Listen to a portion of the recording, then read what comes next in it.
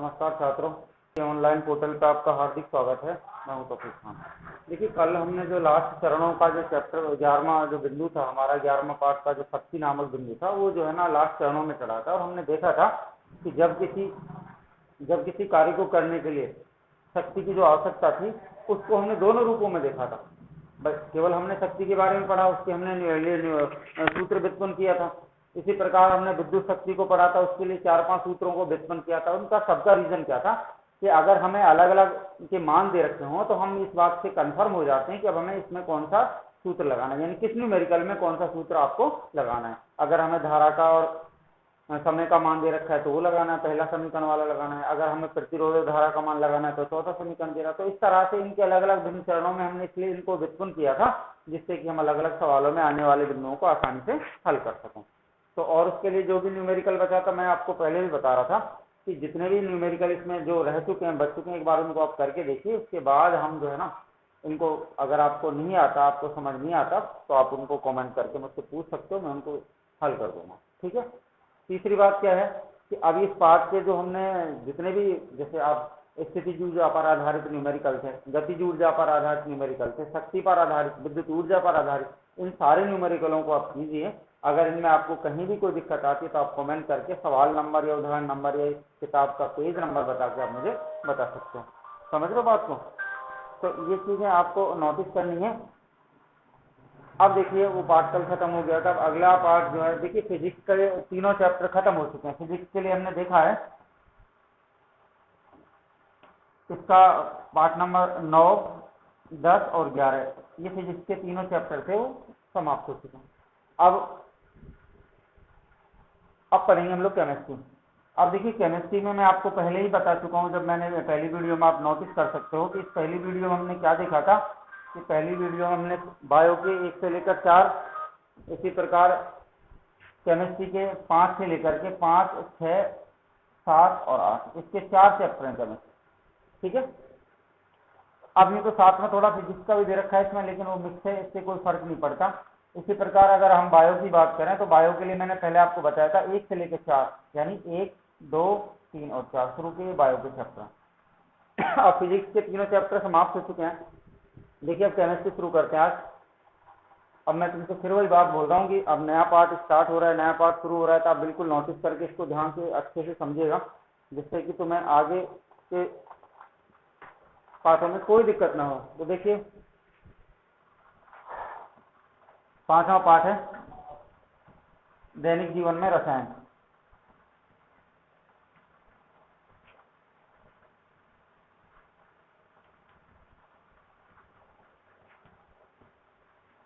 ठीक है। अब देखिए, इसमें सबसे बड़ी बात है, जब हमने 9वीं क्लास में इसको पढ़ा था तो 9th क्लास में हमने अम्ल, क्षार और लवण, इन तीनों के बारे में अच्छे से पढ़ा था कि अम्ल क्या होते हैं, अम्लों की क्या क्वालिटी होती है, क्या विशेषता इनकी होती है, क्षार, इसी प्रकार लवण। देखिए, वास्तव में हमने देखा था कि जितने भी पदार्थ हैं, चाहे वो खट्टे हों, चाहे कड़वे हों, चाहे उदासीन टाइप के हों, इन तीनों को व्यापक रूप से 3 श्रेणियों में बांटा गया है, अम्ल, क्षार और लवण। तो सबसे पहले हम लोग बात करते हैं अम्ल की। तो सबसे पहले अम्ल क्या है, इसके बारे में हम डिटेल से पढ़ेंगे। इसके गुण भी हम पढ़ेंगे और इसके उपयोगी। तो देखिए, अम्ल आया कहाँ से, इसका मतलब क्या है। देखिए, स्टार्टिंग से आप इसको ध्यान से समझना। ठीक है। अम्ल को देखो इंग्लिश में एसिड कहते हैं। अम्ल जो है इंग्लिश में इसको एसिड कहते हैं। ये शब्द है एसिड। अम्ल को इंग्लिश में एसिड कहा जाता है। और एसिड ये जो है ना, लैटिन भाषा का शब्द है। ये अम्ल जो है लैटिन भाषा का शब्द है।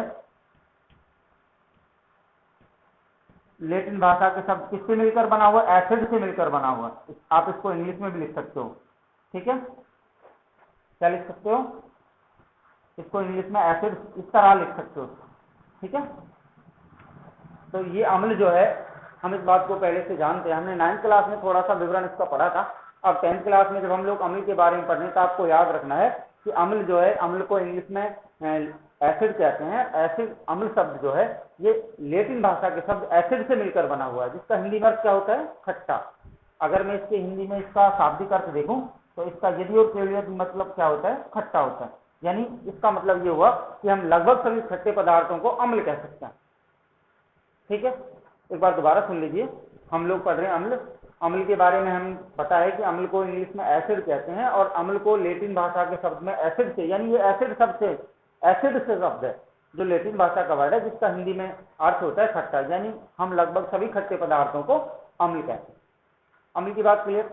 अब देखिए अम्ल के बारे में अभी हमने पढ़ा कि ये लेटिन भाषा के शब्द एसिड शब्द से मिलकर बना हुआ है, जिसका हिंदी में अर्थ खट्टा होता है, अर्थात सभी खट्टे पदार्थ जो है ना अम्ल कहलाते हैं। अब ये तुम्हें समझ में आया। अब अम्लों के हम गुणों के बारे में बात करते हैं कि अम्लों की क्या क्वालिटी होती है, इनके गुण क्या होते हैं, अम्ल किस तरह के होते हैं, क्या ये किन किन से ये क्रिया करते हैं, और क्रिया करने पर क्या क्या नया पदार्थ बनाते हैं। तो देखिए मैं अम्लों के दूसरा बिंदु है अम्लों के गुण, जिनको हम अम्लों की क्वालिटी भी कहते हैं। क्या गुण है अम्लों के?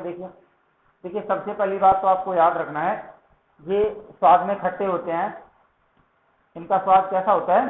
खट्टा होता है। और अभी हमने पढ़ा है कि लगभग सभी खट्टे पदार्थों को हम लोग अम्ल कहते हैं। ये स्वाद में खट्टे होते हैं, अर्थात, और लिखने आगे, अर्थात सभी खट्टे पदार्थ अम्ल कहलाते हैं। और आगे बढ़ा सकते हो। दूसरी क्या क्वालिटी है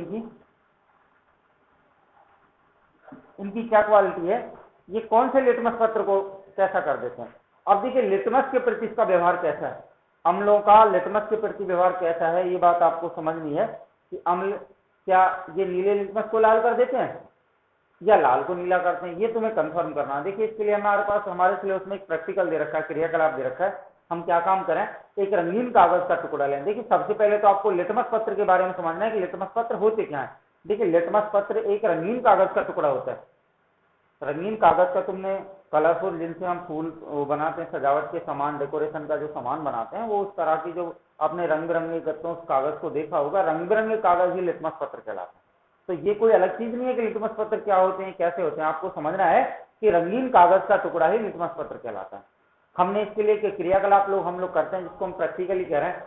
प्रैक्टिकल के तौर पर देखिए इसको समझ लेते हैं हम लोग। अब प्रैक्टिकल के तौर पे मैं क्या काम करूं, देखिए कोई भी अम्ल जो आपको आता हो, आप हाइड्रोक्लोरिक अम्ल ले सकते हो, आप सांद्र सल्फ्यूरिक अम्ल ले सकते हो। देखिए सल्फ्यूरिक अम्ल चाहे सांद्र हो तनु, क्योंकि अम्लों के बारे में हम जानते हैं कि जब अम्लों में जल की मात्रा कम होती है तो ये सांद्र अवस्था में होते हैं। सांद्र का मतलब गाढ़ा होता है, और जब इनमें जल की मात्रा अधिक हो जाती है, जब इनमें अधिक हम पानी मिला देते हैं तो इनकी मात्रा, इनको हम तनु कहते हैं। तो तनु और सांद्र ये दोनों अलग अलग शब्द हैं। तनु का मतलब तो पतला विलयन है अम्ल का, और सांद्र का मतलब गाढ़ा विलयन है। अब अम्लों के तौर पर भी हम देख सकते हैं कि अम्ल प्रबल भी होते हैं, दुर्बल भी होते हैं।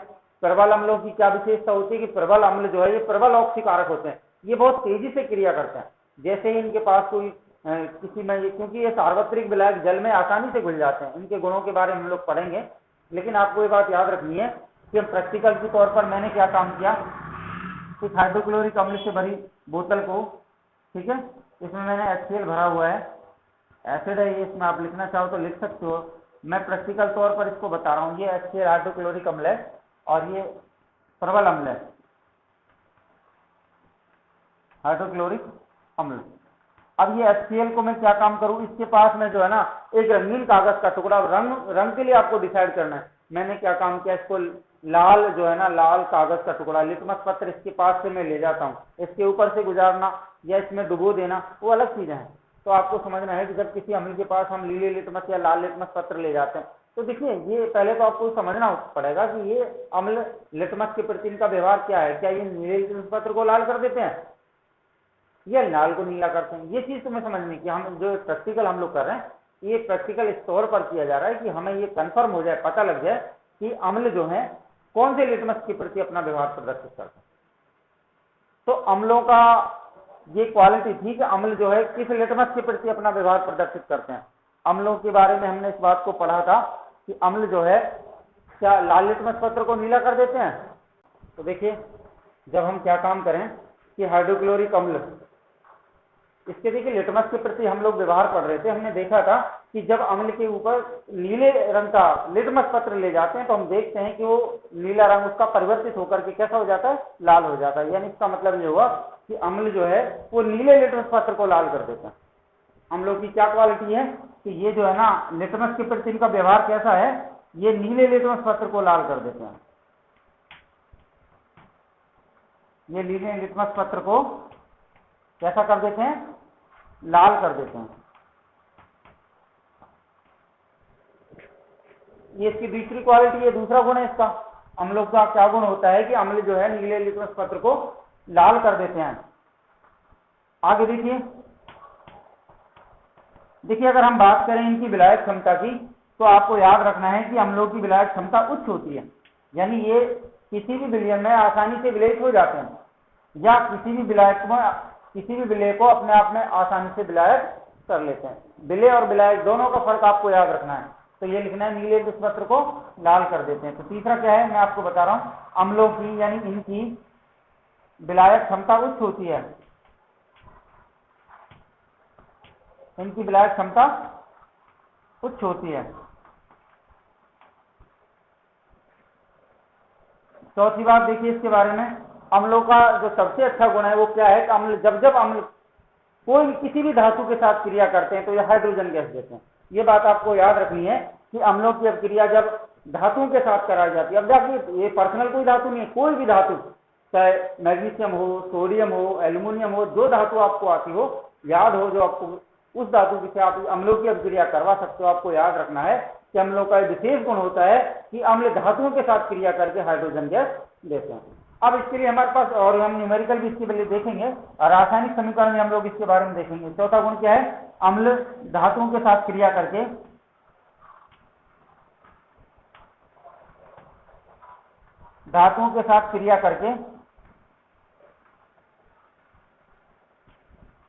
हाइड्रोजन गैस H2 गैस देते हैं। अब देखिए, कोई भी आप धातु ले लीजिए और कोई भी आप अम्ल ले लीजिए, तो आप देखोगे कि जब धातुओं की अभिक्रिया अम्लों के साथ कराई जाती है तो क्या होती है, हाइड्रोजन गैस निकलती है। तो देखिए, मैं कोई भी धातु ले रहा हूं, जैसे मैंने मैग्नीशियम को लिया, अब मैं HCl के साथ इसकी अभिक्रिया करवा रहा हूं, तो देखिए जब मैग्नीशियम के साथ में हाइड्रोक्लोरिक अम्ल की अभिक्रिया कराई जाती है तो हम देखते हैं क्या वास्तव में हाइड्रोजन गैस निकलती है। देखिए आप, लेकिन आप तुम देख रहे हो एक अणु से अभिक्रिया नहीं हो रही। क्यों नहीं हो रही, क्योंकि मैग्नीशियम की जब क्लोरीन के साथ होगी तो MgCl, जो कि सही नहीं है। हाँ, अगर मैं इसके दो अणु ले लूं तो अब आप देख सकते हो कि MgCl2 प्लस H2, अब ठीक है, क्योंकि एक अणु के साथ हाइड्रोजन कहाँ निकल रहा है, केवल H, तो वो तब तो रहता। अब 2 का गुना हाइड्रोजन होगा तो H2 हो जाएगा ये रहा, और 2 का गुना Cl में होगा तो Cl2, तो Mg की Cl2 के साथ करेंगे इनको। अगर ऐसा आपको कंफ्यूजन लग रहा है तो इसको आप खोल के लिख सकते हो। कैसे, H, ये तो H2 और ये Cl2, अब इनका गुणा करा लो। आप बहुत से लड़कियों को ये नहीं पता कि समीकरण में करना क्या होता है। देखिए मैंने आपको 9वीं क्लास में ये सारी चीजें बताई थी, एक बार मैं आपको और बता देता हूँ। जब तुम्हें अभिकारक दोनों तुम्हारे पास मौजूद हो, तुम्हें ये नहीं पता कि बनने वाला उत्पाद क्या होगा, तो आप इसके 2 तरीके हैं। वो कैसे, देखिए सिंपल तरीके से कैसे जमाऊं, वो Mg को तो यहाँ जमाया, लेकिन Mg के साथ में कोई दूसरा नहीं है, इस कारण से इसकी जगह एक लिखा, लेकिन ये 2 हैं H। अब ये बन गया 2 अणु से क्रिया करने के बाद, H2 को यहाँ जमाओ और Cl2 को यहाँ जमाओ, ठीक है। ये इसके साथ अब क्रिया करेगा तो क्या बन जाएगा, MgCl2 बन गया, और H2 वही एक के साथ क्रिया करेगा तो केवल H। तो ये तीर का निशान ऊपर प्रदर्शित कर रहा है कि गैस निकल गई। अब बहुत से क्या यहाँ डी लगाया, कोई जरूरत नहीं है, क्योंकि हमें पता है पदार्थ केवल 3 अवस्थाओं में पाया जाता है। कौन कौन सी, ठोस, द्रव और गैस। तो जहाँ गैस है वहां डी लगाना है, जहाँ ठोस है सॉलिड S लगाना है, और जहाँ विलयन है लिक्विड है वहां L लगाना है। तो ये इनको लगाने की हमें आवश्यकता नहीं, क्योंकि एग्जामिनर को खुद पता होता है कि पदार्थ की 3 अवस्थाएं हैं, ठोस, द्रव और गैस। तो G, S, L ये लिखने की हमें कोई आवश्यकता नहीं है, ठीक है। तो इस तरह से, और इसके अलावा और भी आप उदाहरण देख सकते हो कि जब धातुओं की अभिक्रिया अम्लों के साथ कराई जाएगी तो हाइड्रोजन गैस निकलती है। और देखिए, जैसे मैं बात करूं Ca प्लस H2SO4, ये ले लिया मैंने दूसरा, अब मैं सल्फ्यूरिक अम्ल के साथ करा रहा हूं, लेकिन अब आप देख रहे हो कि सल्फ्यूरिक अम्ल के साथ में हाइड्रोजन गैस पहले से मौजूद है, क्योंकि H2 दोनों इसमें पहले मौजूद है। तो अब इनकी अभिक्रिया करवाओगे तो क्या बनेगा, CaSO4 कैल्शियम सल्फेट बनेगा और साथ में हाइड्रोजन गैस निकलेगी। तो इस तरह से अब आपको समझ में आ गया कि कोई भी धातु हो, कोई भी अम्ल हो, जब अम्लों की अभिक्रिया धातुओं के साथ कराई जाती है तो हाइड्रोजन गैस उत्सर्जित होती है, ठीक है। ये इसका चौथा गुण हो गया। 5वीं इसकी क्वालिटी क्या है, देखिए 5वीं इसकी क्वालिटी अगर हम बात करें, देखिए इसके बारे में, और अम्ल क्षारों के साथ क्रिया करके उदासीन हो जाते हैं। ये उदासीन क्यों हो रहे हैं, देखिए ये बात आपको समझनी है कि अम्ल कोई भी हो, क्षार कोई भी हो, जब जब अम्लों की अभिक्रिया क्षारों के साथ होगी तो ये एक दूसरे के गुण को नष्ट कर देते हैं, एक दूसरे के प्रभाव को समाप्त कर देते हैं और कैसे हो जाते हैं, उदासीन हो जाते हैं। तो ये बात आपको याद रखनी है। अम्ल जब जब अम्लों की अभिक्रिया क्षारों के साथ होती है, अर्थात अम्ल क्षारों के साथ क्रिया करके एक दूसरे के प्रभाव को नष्ट कर देते हैं, उदासीन हो जाते हैं। इस बात को दूसरे शब्दों में लवण और जल बनाते हैं। इसी को तो उदासीनीकरण अभिक्रिया कहा जाता है। वैसे हम पढ़ेंगे उदासीनीकरण अभिक्रिया को, छठे पाठ में भी पढ़ेंगे, पांचवें पाठ में भी पढ़ेंगे। और आपको यही समझना है कि जब जब अम्लों की अभिक्रिया क्षारों के साथ होती है तो एक दूसरे के प्रभाव को नष्ट कर देते हैं, उदासीन हो जाते हैं, अर्थात लवण और जल बनाते हैं। तो अब आपको पांचवा गुण क्या है, अम्ल क्षारों के साथ क्रिया करके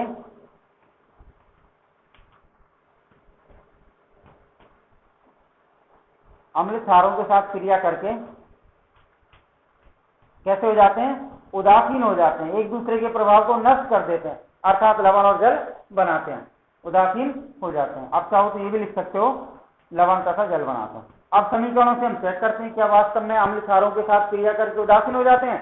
समीकरणों से हमें स्पष्ट हो जाएगा कि जब जब अम्लों की अभिक्रिया क्षारों के साथ कराई जाती है तो वो एक दूसरे के गुण को नष्ट कर देते हैं, अर्थात उदासीन हो जाते हैं। अब इसमें बात थोड़ी सी समझने वाली यहाँ है कि अम्ल कैसा है। अम्ल अगर प्रबल है और क्षार दुर्बल है तो बनने वाला अम्ल की प्रकृति बनने वाले लवण की प्रकृति कैसी होगी। अगर अम्ल दुर्बल है, क्षार प्रबल है तो बनने वाले लवण की प्रवृत्ति कैसी होगी। अगर दोनों प्रबल हैं, अम्ल भी प्रबल है, क्षार भी प्रबल है, तो इनकी प्रकृति कैसी होगी। अगर दोनों दुर्बल हैं तो बनने वाले लवण की प्रकृति कैसी होगी। इन प्रकृतियों को हम इसी पाठ में आगे पढ़ेंगे कि वास्तव में अम्ल क्षार आपस में जब क्रिया करते हैं तो क्या क्या बनाते हैं, लवण की प्रकृति कैसी होगी। लेकिन अब मैं बात कर रहा हूं आपसे, दोनों में प्रबल ले लेता हूं। देखिए HCl प्लस NaOH, ये तो अब तुम देख रहे हो HCl तो अम्ल है और NaOH क्या है, क्षार है। ये दोनों प्रबल अम्ल और दोनों प्रबल क्षार है। और HCl हाइड्रोक्लोरिक प्रबल अम्ल होता है और NaOH जो है प्रबल क्षार है। तो अब जब एक देखिए इन दोनों की जब हम लोग अभिक्रिया करवाते हैं तो देखिए आप देखोगे HCl NaOH, NaCl के पास जाएगा तो NaCl बना देगा। NaCl क्या है, सोडियम क्लोराइड है, लवण है, प्लस OH, ये रहा OH, किसके पास जाएगा, H के पास जाएगा, तो ये क्या बन जाएगा H2O। तो ये क्या है, लवण, और ये क्या है, जल। ठीक है, ये कौन है, प्रबल अम्ल, ये कौन है, क्षार। तो अब ये बात आपको समझनी है कि जब जब अम्लों की अभिक्रिया क्षारों के साथ कराई जाती है तो ये कैसे हो जाते हैं, उदासीन हो जाते हैं। और अगर आपको ऐसे भी याद नहीं रहे तो आप हिंदी में लिख सकते हो, कैसे, अम्ल प्लस क्षार, तीर का निशान लगाओ, लवण और जल, लवण प्लस जल। आप ऐसे भी लिख सकते हो अगर कोई तुम्हें याद नहीं रहे तो। आपको बात ये 5 जो गुण हमने हम लोग के पढ़े हैं वो आपको बेसिक रूप से याद रखने हैं, क्योंकि इनके ऊपर बहुत सारे क्वेश्चन बनते हैं।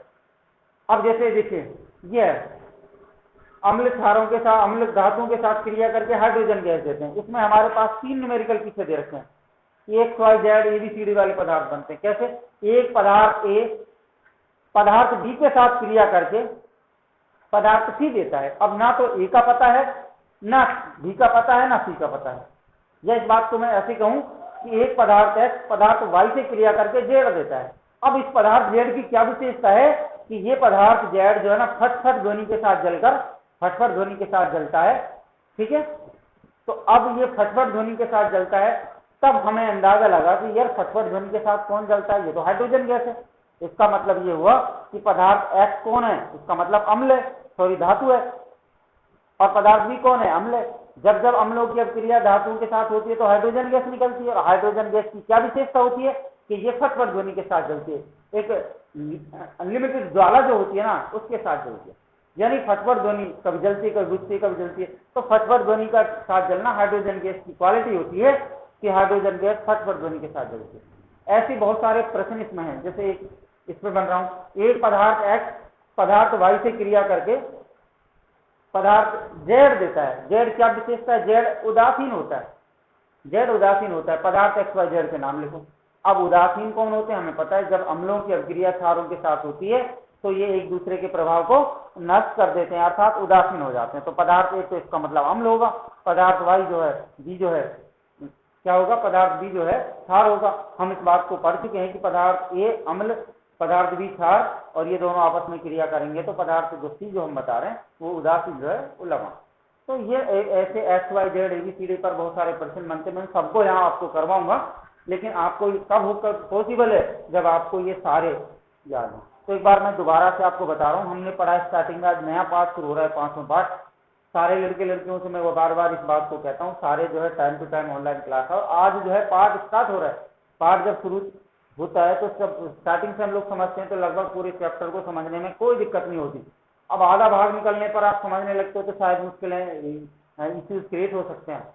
तो इसलिए मैं आपसे कह रहा हूँ, मैं स्टार्टिंग से दोबारा जो हमने अब तक पढ़ा है उसको मैं आपको बता रहा हूँ। देखिए हमने पढ़ा था अम्ल के बारे में, क्योंकि 5वां पाठ चल रहा है दैनिक जीवन में रसायन, उसका पहला बिंदु अम्ल।